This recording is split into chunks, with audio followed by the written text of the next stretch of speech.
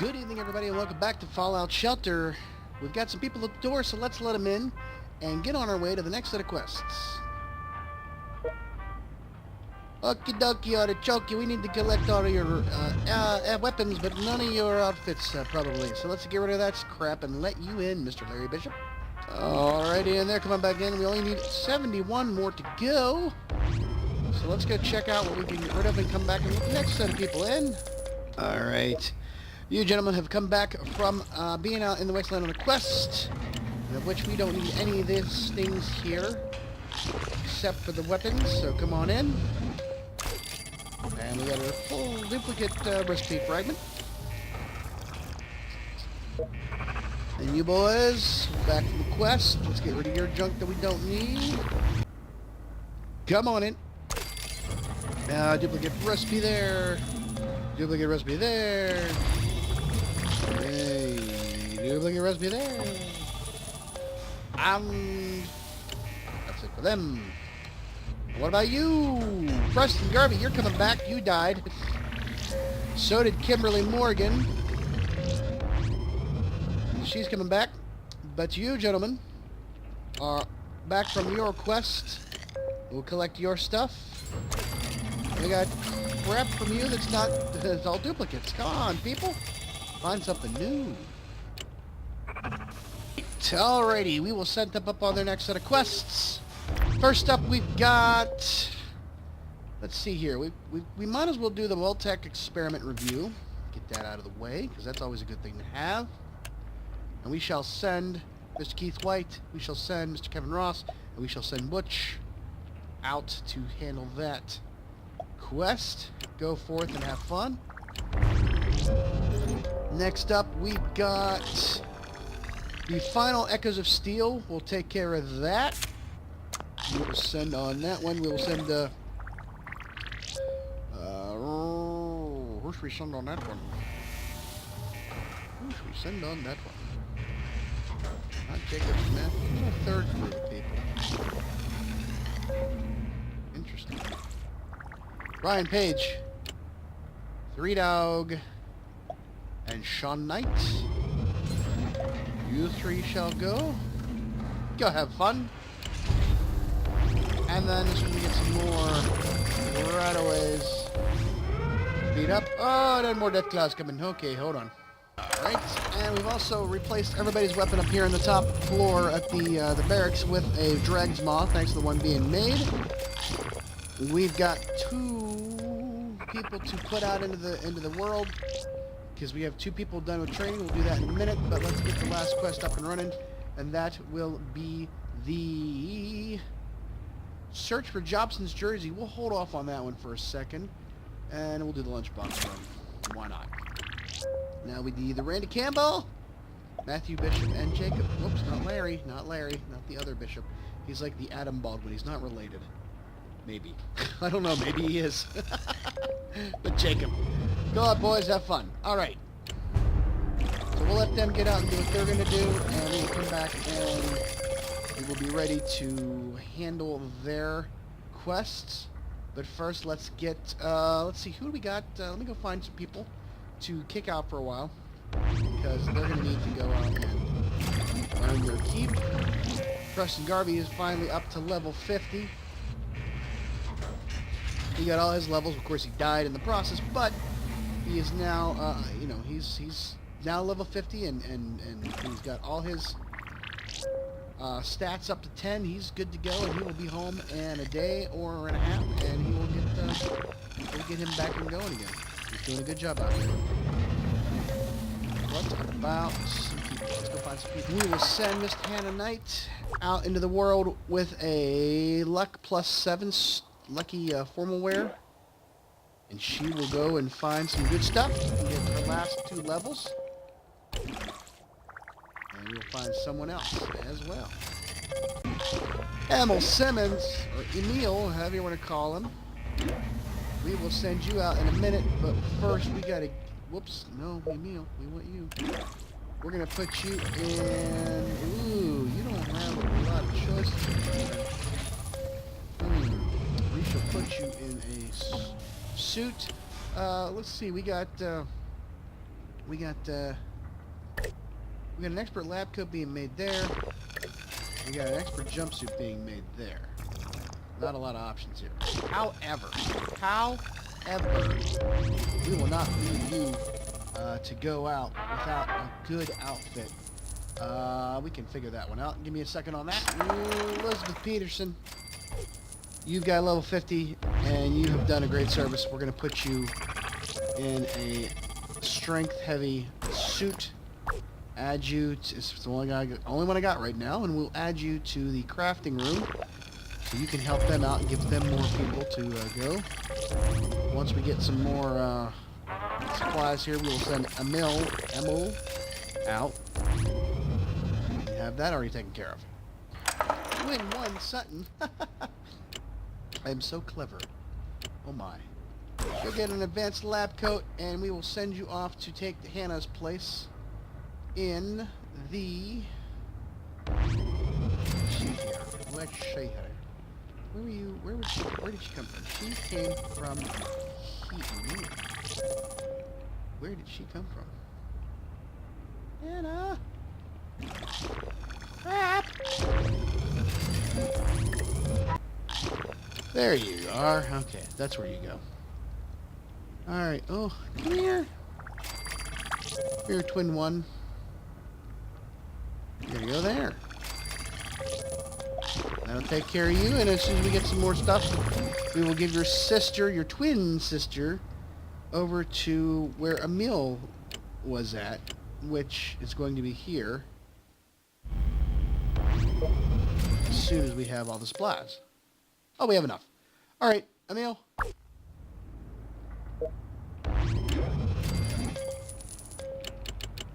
Oops, you get the lucky formal wear, pack of smokes, a $20 bill, and a good luck, and a hearty handshake. There you go.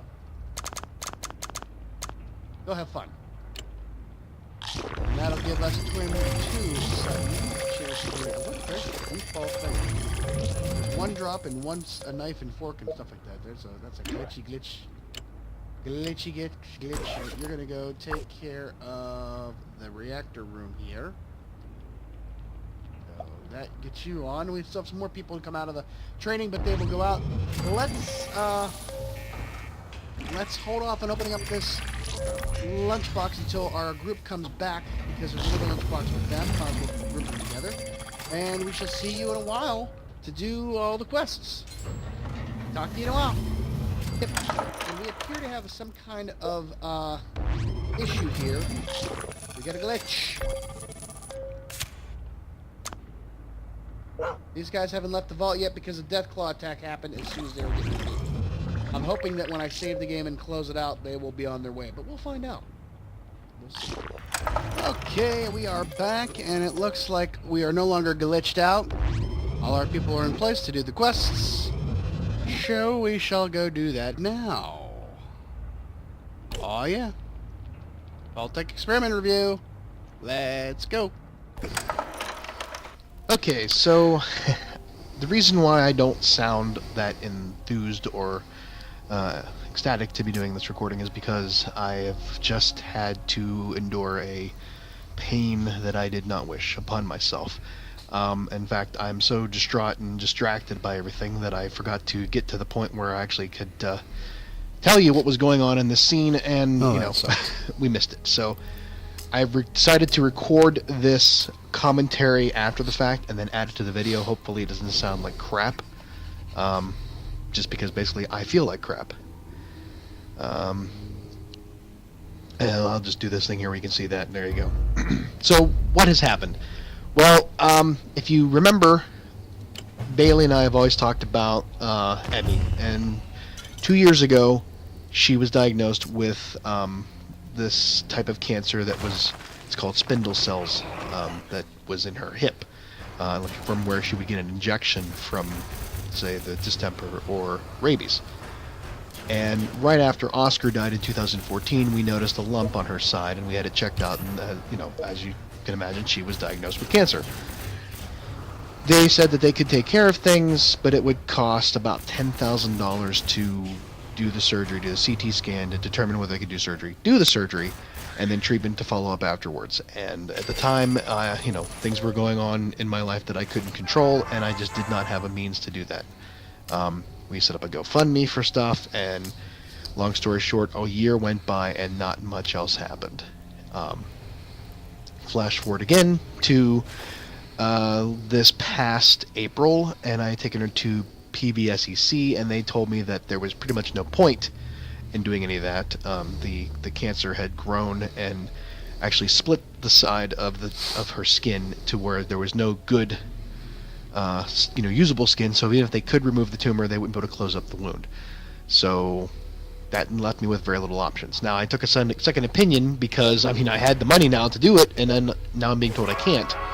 So I took her to our primary vet to get a second opinion, and what we found out was it's like, she's still Emmy. She can still eat. She can still drink. She still has all of the things that make her herself, and this is just a kind of an inconvenience. It's not going to kill her. There's no nerve endings in it. She can, she's just going to have to deal with the fact it's going to be necrotic. This is tissue that's going to never heal, and she never close it up. So we can just give her a round of antibiotics every couple of weeks to keep the infection from getting to her, and just keep packing it with an antiseptic gauze to clean it out, and just let her tell you when it's time. So that was in April, and she went all the way through to January doing so. Unfortunately, though, last Sunday, I started to notice a change in me. Actually, I noticed a change a couple of weeks before that. It used to be that, Emmy would just lay there, sleep, do whatever she would want. She still wanted to be fed, still, was all about that. We'd come into the bathroom and want to have a drink, whenever else. I noticed that in the last couple of weeks, that stepped up a bit. She was very thirsty all the time. She was constantly asking for water. Every time I would get up and use the sink, she would want to have more water in the bowl, even though there was a full dish. Every time I would get a shower, she'd come into the bathroom and want more water in the dish, and I would just fill it up, even though there was still water in there. And I was like, okay, either she's got dementia, or my fear was that her kidneys were having problems, and she was starting to feel the effects. So I just kind of prepared myself, and at the same time tried to detach myself from what was going on and try to exist, because it was becoming unbearable for me to deal with. And I could not make that decision because at the same time she was still Emmy. She still had all of her fluff that we always say she has. She was very, very vocal, always wanted, always greet me at the door in the morning when I'd get up, and always came for food, and nothing had changed. There's just this new idiosyncrasy that we had to deal with. But I, in my back of my mind, I knew that this was the next leg of the journey downward towards the inevitable. And I even tried to help Bailey understand that, listen, it's not going to get any better. It's only going to get worse, and when it's time, and I can't do anything about it. Unfortunately, that was this past Sunday, January 8th. Bailey and I had been playing Grand Theft Auto together, which that comes up later, and we had lunch or dinner, something like that, and Bailey wanted to give Emmy a piece of ham, which Emmy loves ham. It's one of her most favorite things in the world. But she turned her nose up at it. And I had noticed that Emmy had been going to the water dish, like she always does when I say something, or get up, and she would go there and she would just sit there and look at the bowl. In fact, her neck was starting to become wet and matted, and she was just dipping her head in the dish but not actually drinking anything. So I was pretty sure that this was a bad sign. That she's now to the point where she cannot drink anymore because her body is so dehydrated, but her brain is telling her that she's not thirsty because she just had something to drink. So that was a problem. So that night I tried to feed them, and she acted like she hadn't eaten in forever. She was very hungry. And so we took her, I called, since it was a Sunday evening, I called the emergency vet, and they said, look, what's she doing? I said, well, she's kind of like sitting here, looks out of it. She's not looking at me, she's like looking past me, and she's having trouble breathing. Her breath is very labored. She's like looking deeper to bring her in. And at that point, I knew in my heart that she was not coming home. So I packed her up, and Megan drove me to the emergency vet near our house, and I held Emmy the entire way there. And we took her in, and they said that pretty much she's stable. All of her vital signs are there, and everything is great. But it's not good. So I had to make a decision.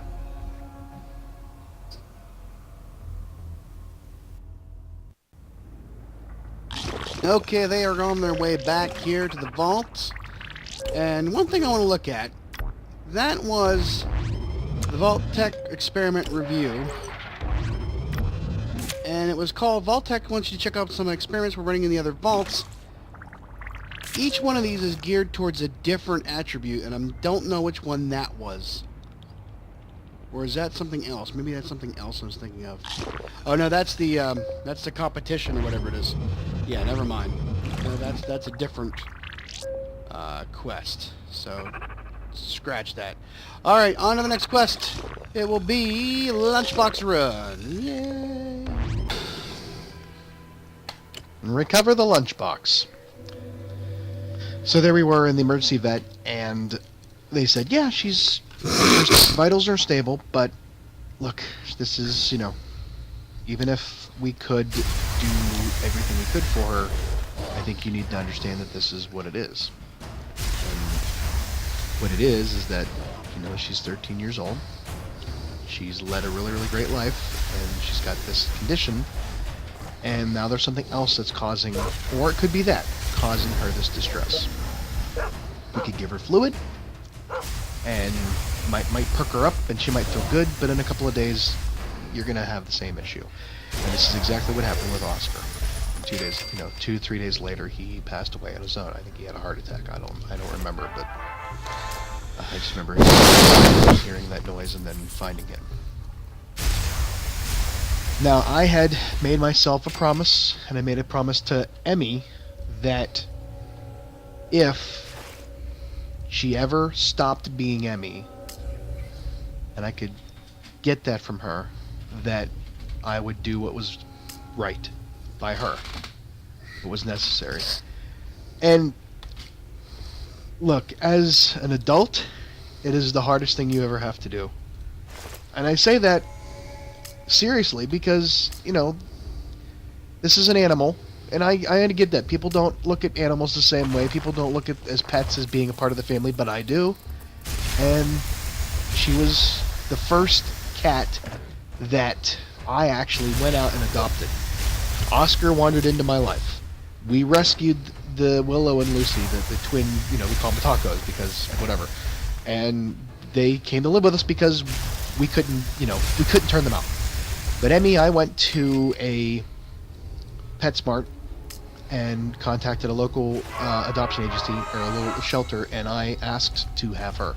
She was the last of her litter to be left. She was taken from her mother too soon. She hadn't weaned off yet. She'd already been fixed. She was, by herself. And as I was looking at these other cats to get a, sister or brother for Oscar, she reached out and grabbed my shoulder from the cage, and it was just, that was it. And Emmy was a diva in her own right. Her tail had a personality all of its own. She was the alpha female. She would run down the hall and roll a cat if they messed with her. She was not to be trifled with, and she ruled the roost. And having 3 female cats in this house, and on Oscar, a boy, who would, look over like, oh great, the cat's trying to mount the other cats. He wasn't trying to do anything to them. I mean, he was fixed. And they were all fixed. But it was a dominance thing. It was a submission thing. If they, he was exerting his dominance over other animals. And Emmy would never have it. Emmy was always, no, get away from me. So that made her special. And when Bailey came into this world, Bailey, Emmy did not really like the fact that there was something else taking the attention away from her. She would hide out in her crib. She would take over her stuff. She would climb in her basket, her car seat, her laundry basket, her changing table, on top of her. It was just everything that was Bailey's became Emmy's because Emmy was mad. But I guess eventually the two of them worked it out because Emmy and Bailey became just so close. Even when things kind of changed around here, Emmy and Bailey had this, closeness to them. So I knew this was going to devastate Bailey more than anything. But as an adult, as a parent, you have the responsibility to take care of things, and it is so hard. It is so hard to look at an animal and say, look, I'm sorry, but, we have to make the decision whether you like it or not. And they can't physically tell you for real that, yes, this is what I want, or no, this is what I don't want, I'll be fine, like, let me go, I can prove it to you, I'm okay. You have to make that judgment based off of their lifestyle. And I collect, if there's a spider in the house, I scoop it up and I throw it outside.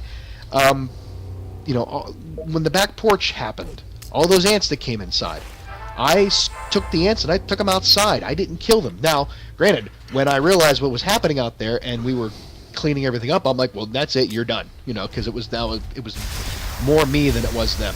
So I had to do that. But for the most part, me and animals, me and insects, I just don't have any desire to take anything out. I respect the life. And this decision to end the life, euthanize a pet because of what's going on, is horrible.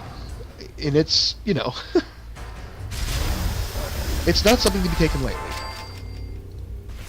But the people at the vet were so understanding, and they gave me ample time to make my decision and to visit with Emmy.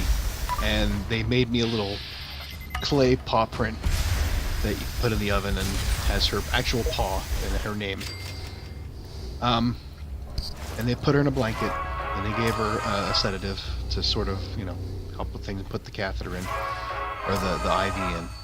And they brought us into a room, and they let us spend as much time as we needed. And the worst part about it is they give you this button to call them when you're ready. And I must have reached for that thing 3 times because it's just, that's it.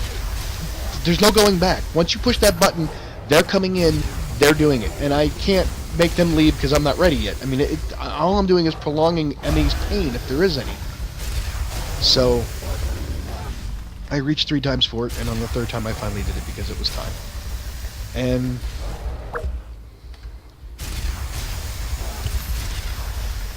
a little side story about Emmy.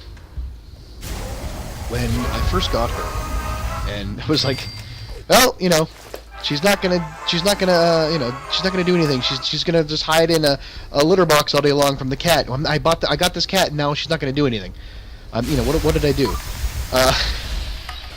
She finally came out, and then we had to put a clothes basket over top of her because she was trying to eat Oscar's food. And when you held her, she would sit there, I'd stroke her ear, and she'd sit on her lap and just rub her ears, and she loved it. And I looked down and my jeans were soaking wet one night, and I'm like, what the hell's going on? The cat had drooled all over me. She must have loved it, and so much. She had a little thing in her lip, so it became sort of her thing. I have a speech impediment because I drool everywhere. That was the voice I gave her, because I gave all the cats voices, of course. But that was so funny because even at the end, her final act in this world was while I was holding her, and she went, the last thing she did was drool all over me. It was fitting.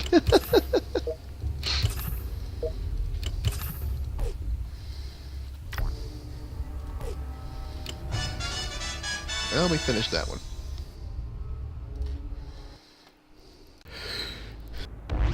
Alrighty then, Mr. Randy Campbell and the boys are on their way back. Good job, fellas. Come on back. Now we got one more quest to take on, and that is the search for Racky Jobbinson's jersey. Final push.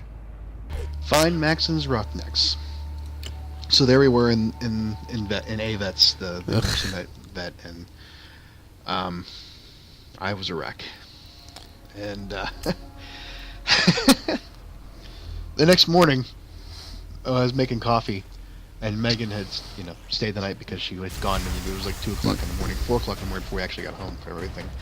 And you spend a lot of money on cats for toys and everything else, and, buy them a cat bed, whatever, and they will, use a cardboard box so they can get into it. And Emmy was no different.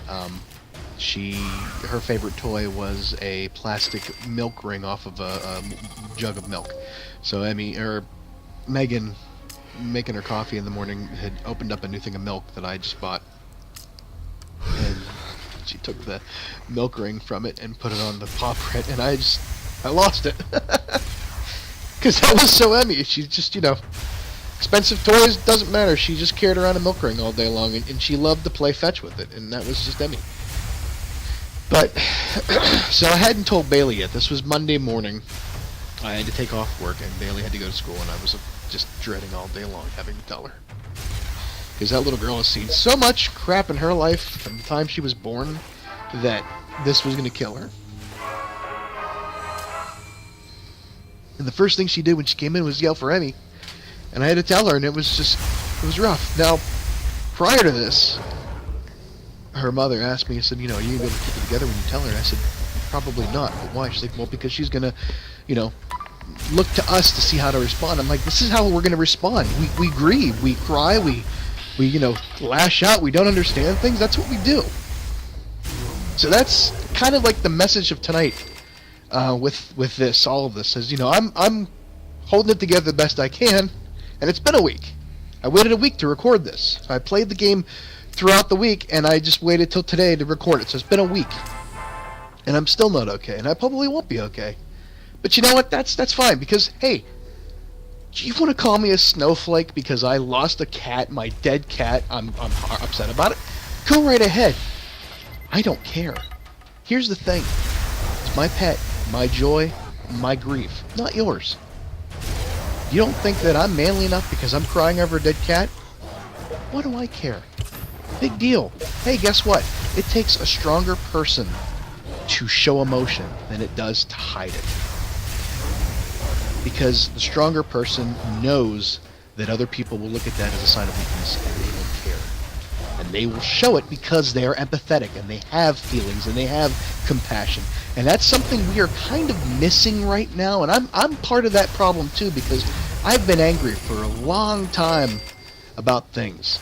With my other cat, with everything that's happened in my life, and just recently with everything that's happened in this country, and it's just getting to the point where we're just not being great people to each other. But you know what? I need to start showing that empathy. I need to start showing that compassion, because we're in this all together. And if anybody says to you that crying over a dead pet or having to put a pet down, if that's a sign of weakness, then screw them. Show empathy.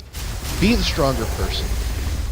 Grieve. Because here's the thing, if you push that down, and that's the thing about Bailey, is I did not want her to bottle this up and put it somewhere where she can become a hardened and angry person later in her life. I want her, we play around. We have this little thing. She acts like, this devil spawn. But, that's not the case. I know that's not the case. She feels empathy for other students when they get in trouble at school. We play this role for the videos a lot of times. But in the long run, I know that she has. She wants to be a vet. She has a lot of empathy for animals. Not so much for humans, but for animals. So, letting her know that it's okay to feel grief, to feel pain, to have these feelings that you don't quite understand, and just deal with them and do it in your own time and in your own way, as long as you're not infringing on anybody else's rights. I don't have a problem with that. I want her to know that I feel that way. I want her to know it's okay to look to me and say, you know what, you can show emotion. It's me setting forth the precedent. It's me laying down the example of how to be. And I want her to know that. It's okay. I want her to know it's okay to grieve. I want her to know it's okay to be sad. That we did everything we could for our pet, our family, and it still wasn't enough. But that's the way life works. And it's not something you have to sit there and say, fuck up, you need to act like an adult, man up, whatever. Just because she's a girl doesn't mean she gets special treatment. And just because she's a girl doesn't mean I treat her any differently than I would if I had a son. She's not anything like I thought I would have as a daughter.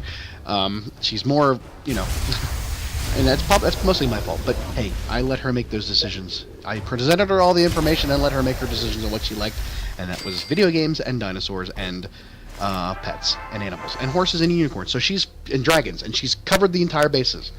And when it comes to this particular point in time, she chose to love this animal, and she chose to grieve for this animal and miss this animal, and I'm fine with that. And I'm not going to tell her to stop feeling that way. I hope that she never gets to the point where it doesn't faze her. I hope that it wrecks her every single time. And as much as I don't want to have her ever go through these things, as much as I want to protect the child from the world, I want her to know it's okay to take a chance on something, to fail, to go through those emotions and those failures and grieving and heartaches and everything else, because we don't learn how to, for better lack of a better term, adult, unless we do. You need to have these experiences in order to make yourself be a better person. And that's a lot of, psychology and hogwash and whatever, but that's just the way I feel. And we finished the quest. We got the, Maxon's Roughnecks is solved, and we we will get something from them. I'm sorry, I'm recording, like I said, I'm recording this afterwards. But this is a rough time for all of us, and I'm sorry that I'm bringing it down a notch here. I'm hoping that you still want to be a part of the Angry Cast and watch me play Fallout Shelter, despite having this one breakdown of emotion. I'm sure there'll be more. I don't think that I'm acting out of character from anything else in this world, and I would hope that you, as a viewer and as a fan, can relate. And please do. Please take the comment section to, share your feelings about such things. But for now, we're going to take it back to the vault, and I appreciate it. Alrighty, that completes all the quests. Get them all back in. Be back in a while, and we will get them set up for the next round of quests. And yeah, I did mess that up. It was not the search for Reki Jobus's jersey. That was the first one we did. That was, no, we actually haven't done that one. We skipped that one to do the end of Echoes of Steel. We finished that one, so I apologize for that mess up. So when we come back, we'll continue on with the search for jobs in New Jersey, as well as doing the Great Tato Famine, and we will get it all done and have some fun. More so than we have been. At least. But for now, thanks again for watching. When they get back in, there's a ghoul attack. Yeah. We will open up the lunch boxes because that's what's the fun part, isn't it? Let's hope. So let's get rid of these guys, and then we can take it on home. So yeah, go ahead and subscribe to the channel if you haven't. Just click the logo there, or go to my Redbubble shop and buy some great teas. Or you can also go watch the rest of the series from Fallout Shelter by clicking on the playlist, and then there's also a video there for you based off of your own viewing habits. So thanks a lot for watching, and have a good night. Bye-bye.